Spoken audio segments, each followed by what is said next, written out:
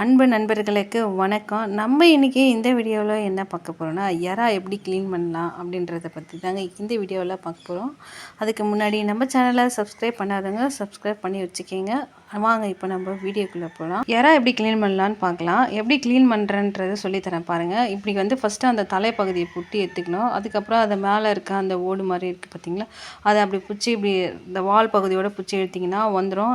இதில் முக்கியமாக இந்த அந்த நாரை தாங்க பிடிச்சி எடுக்கணும். அதோட குடலை அதை பிடிச்சி அந்த மண்டையை பிடிச்சிட்டிங்கனாவே அதிலேருந்து வந்துடும். ஆமாங்க, இப்போ இதை பாருங்க, இன்னொன்று பிடிச்சி காமிக்கிறேன், எப்படின்னு பார்த்துக்கங்க. இந்த மாதிரி தான் எடுக்கணும். எடுத்துகிட்டு அந்த நடுவில் இருக்க அந்த குடலை எடுத்துடணும். அப்போ தான் நீங்கள் சாப்பிடும் போது மண் அந்த இதெல்லாம் இருக்காது, நல்லா இல்லாமல் இருக்காது, எல்லாமே நல்லாயிருக்கும். அப்போ தான் நம்ம சாப்பிட்றதுக்கு இந்த மாதிரி சுத்தமாக க்ளீன் பண்ணி எடுத்துடணும்.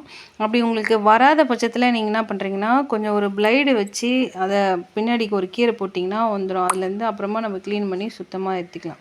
இந்த மாதிரி தாங்க எடுக்கணும். அப்போ தான் நம்ம சாப்பிட்டா எதுவுமே ஆகாது.